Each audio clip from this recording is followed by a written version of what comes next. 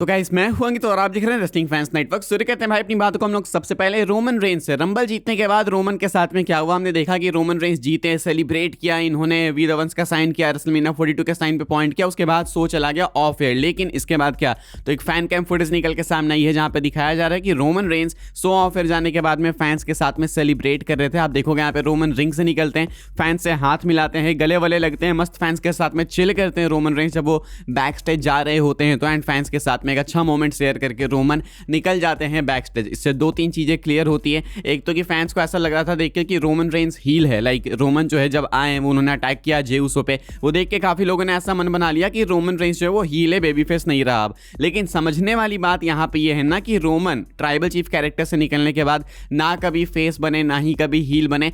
ट्विनर बोल सकते हो लेकिन मैं ट्विनर भी नहीं बोलना चाहता। मैं बोलना ये चाहता हूँ कि रोमन रेंस ये जो इस लेवल के सुपरस्टार बन चुके हैं ना, वो इस कैटेगरी से ही निकल गए हैं। लाइक लेसनर हो गए, आप उनको फेस हील से स्पेसिफाई नहीं कर सकते, आप उनको मॉन्स्टर बोलो। लाइक उनके लिए एक अलग कैटेगरी है, मॉन्स्टर बोलो, बीस्ट बोलो। लेसनर के लिए फेस हील अप्लाई नहीं होता, मूडी आदमी है, उनके लिए कैरेक्टर स्पेसिफिकेशन काम नहीं करता। सेम रोमन के लिए भी आप रोमन को इन कैटेगरीज में बांध के नहीं रख सकते, डिफाइन नहीं कर सकते। रोमन का जो मन करेगा वो करेंगे, वो फेस नहीं है, वो हील नहीं है, आप ट्विनर भी नहीं बोल सकते, कोई कैरेक्टर बाउंड नहीं है। सिंपल सीधी बात है, रोमन हो गए, लेसनर हो गए, ये लोग कैरेक्टर बाउंड नहीं है, ये नाम खुद में ही कैरेक्टर है। तुम आगे जाके बोल सकते हो कि कोडी रोड्स हील नहीं, कोडी रोड्स रोमन रेंस बन गए, इनका एक अलग नाम ही खुद में एक कैटेगरी बन सकती है। समझ रहे हो मैं कहना क्या चाह रहा हूं यहाँ पे। तो फिलहाल रोमन की वीडियो निकल के सामने आई थी रंबल विक्ट्री के बाद फैंस के साथ सेलिब्रेट करते हुए, तो मुझे लगा आपको भी दिखाते हैं। एक अच्छा साइन है भाई कि फैंस से रोमन कितने ओवर हैं। एंड सऊदी वाले तो चाहते ही थे कि रोमन जीते, भले यूट्यूब पे डिसलाइक्स हैं, लाइक्स है, जो भी है, लेकिन सऊदी वाले तो चाहते थे। उन्होंने भाई ओटीसी के लिए ही चैंट्स किए थे, उन्होंने जो डिमांड किया था उनको मिला, उन्होंने बहुत पैसे पे किए डब्ल्यूडब्ल्यू को इस वाले शो के लिए,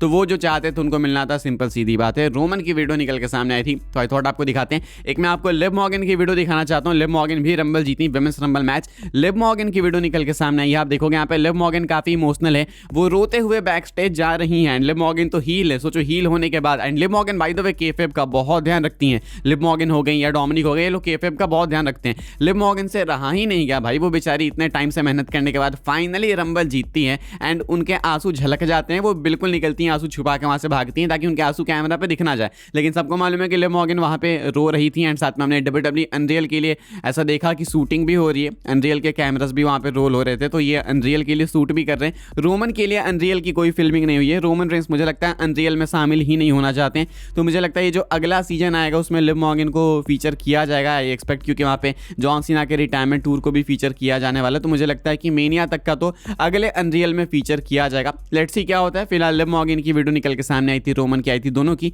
तो मुझे लगा आपको दिखाते हैं। आपके क्या रिएक्शन है इस चीज के ऊपर मुझे कमेंट करके बताना डेफिनेटली। अब हम लोग बात करते हैं भाई कि रोमन रेंस के लिए रेसलमेनिया प्लान्स हैं क्या, and W W world championship, undisputed championship के लिए क्या कुछ डब्ल्यूडब्ल्यू फिलहाल कुक कर रही है वो मैं आपको बताता हूं। रेसलिंग ऑब्जर्वर न्यूज़लेटर की अपडेट निकल के सामने आई है, मैसिव न्यूज़ है। कहा जा रहा है कि as of now the plan for WrestleMania is Roman Reigns versus CM Punk and Cody Rhodes versus Drew McIntyre. Jacob Fatu could be added to that match. तो कहना है यहाँ पे कि Roman Reigns and CM Punk ही WrestleMania का plan है। We all know कि इसके चांसेस ही सबसे ज्यादा हैं। ट्रिपल एच ने जितना कुछ भी तिगड़म लगाया भाई, मैकिंटायर को चैंपियन बना के, कोडी को रोमन से दूर करके, ये सब करके जो भी किया वो इसीलिए किया ताकि रोमन कोडी को मेनिया में फेस ना करे, ताकि रोमन कोडी को डिफीट ना करते हैं। तो ट्रिपल एच ने कोडी को प्रोटेक्ट किया, तो अब रोमन पंक के साथ में जाएंगे मेनिया में। रोमन रेंस आपको डब्ल्यूडब्ल्यू वर्ल्ड हेवीवेट चैंपियनशिप के लिए चैलेंज करते हुए दिखेंगे सीएम पंक को। एंड अब टाइम आ चुका है कि रोमन रेंस इस टाइटल को भी रेलेवेंट बनाए। सीएम पंक की रेन अभी तक स्पेशली 2026 में बहुत कमाल की रही है भाई, पहले मंथ में सीएम पंक ने बिल्कुल किल कर दिया इस रेन के साथ में, तो ये टाइटल ऑलरेडी काफी रेलेवेंट कर दी है सीएम पंक ने। बस इस पे एक फाइनल टच की नीड है, एंड वो है कि रोमन के हाथ इस टाइटल पे लग जाए। वो रेसलमेनिया 42 में आपको होते हुए फिलहाल देखने को मिलेगा, देख के लगता है। बाकी जो अपना सेकंड मैच है वो है Drew McIntyre and Cody roads का। मैकिंटायर रेसलमेनिया में अपनी डब्ल्यूडब्ल्यू अनडिस्प्यूटेड चैंपियनशिप डिफेंड करेंगे अगेंस्ट कोडी रोड्स। हो सकता है कि जेकब फाटू ऐड हो जाए, या तो ऐसा हो सकता है कि जेकब कोडी ड्रू मैकिंटायर ये ट्रिपल थ्रेट, यानी तो जेकब कोडी का सिंगल्स मैच आपको चेंबर में देखने को मिले, एंड वहां पे जो जीतते हुए दिखेगा वो मैकिंटायर को फेस करेगा मेनिया में भी। तो कुछ ऐसा हो सकता है, लेकिन मुझे लगता है कि मेनिया में जेकब को भी ऐड कर दिया जाएगा ताकि मैकिंटायर कोडी अगेन एक सिंपल रीमैच ना लगे। तो मुझे लगता है जेकब को ऐड करेंगे, एंड मुझे लगता है कि मैकिंटायर को जिताना होगा तो शायद जेकब वगैरह को पिन करें, क्योंकि कोडी को तो पिन करने की बात रही नहीं। मुझे नहीं लगता कोडी को कहीं पिन होने देंगे ट्रिपल एच। तो फिलहाल कहानी यह है कि कोडी एंड मैकिंटायर की फ्यूड खत्म नहीं हुई है। कमाल की बात है कि 3 स्टेजेस ऑफ हेल मैच के बाद भी इनकी फ्यूड खत्म नहीं हुई है। है, तो इस पर क्या ही बोला जाए, कोडी रोड्स टाइटल से दूर नहीं रह सकते हैं। ये फिलहाल भाई रेसलमेनिया के मैचेस, एंड मुझे लगता है कि रोमन रेंस तो डेफिनेटली मेन इवेंट करेंगे। नाइट 2 वो तो लॉक्ड, उसमें कोई डाउट नहीं है। नाइट 1 का मेन इवेंट मुझे लगता है लिव मॉर्गन करने वाली है, बिकॉज रंबल मैच के टाइम बहुत ही स्पेसिफिकली मेंशन किया गया था, अनाउंस किया गया था कि इस मैच में जो भी जीतेगी वो रेसलमेनिया मेन इवेंट करेगी। तो नाइट 2 तो ऑब्वियसली नहीं, नाइट 1 के लिए बहुत डिमांड भी थी फैंस की,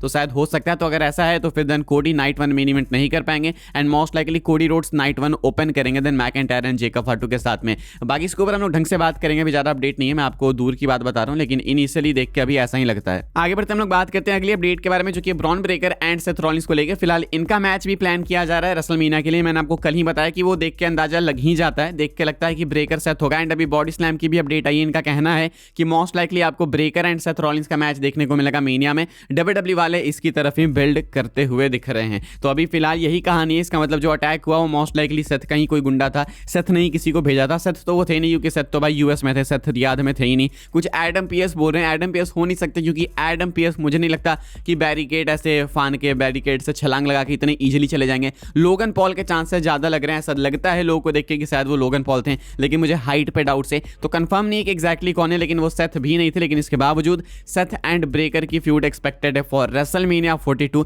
एंड मुझे पर्सनली लगता है कि ये सही एंगल था भाई रॉयल रंबल का, क्योंकि ब्रेकर मैच में एंटर करते तो उसके बाद समझ नहीं आता कि फिर उनको एलिमिनेट कौन करे, उनको स्ट्रॉन्ग दिखाना भी है। तो ये एंगल सही था एंड मुझे बिल्कुल परफेक्ट लगा।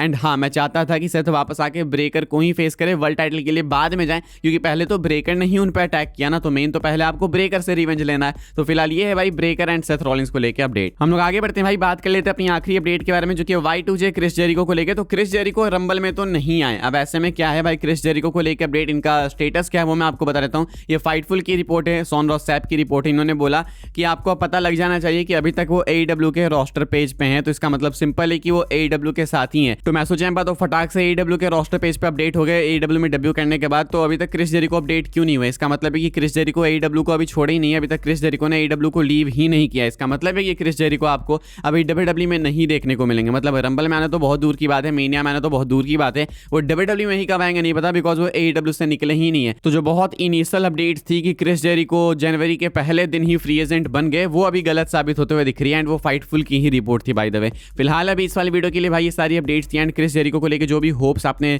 लगा रखी थी वो अभी के लिए मार दो, बिकॉज अभी जेरिको AEW में ही है एंड AEW से अभी वो निकले ही नहीं है। मिलूंगा मैं आपसे अगली वीडियो में जल्दी ही, तब तक के लिए गुड बाय। लेकिन उससे पहले, वीडियो छोड़ने से पहले वीडियो को लाइक करें, शेयर करें एंड मेक श्योर कि आप लोग चैनल को सब्सक्राइब करें। भाई हम लोग 88,000 के बहुत क्लोज है, बस आपको अभी एक सब्सक्राइब का बटन दबाओगे तो मैं किसी भी सेकंड 88 के पहुंच जाऊंगा। तो दबा देना भाई 88 के लिए सब्सक्राइब का बटन, एंड मिलूंगा मैं आपसे अगली वीडियो में अगेन फिर से कुछ इंपॉर्टेंट अपडेट्स के साथ में, जो कि जल्दी ही आने वाली है। बाकी अभी के लिए इतना था, मिलूंगा अगली वीडियो में, तब तक के लिए good bye, thanks for watching, see you soon.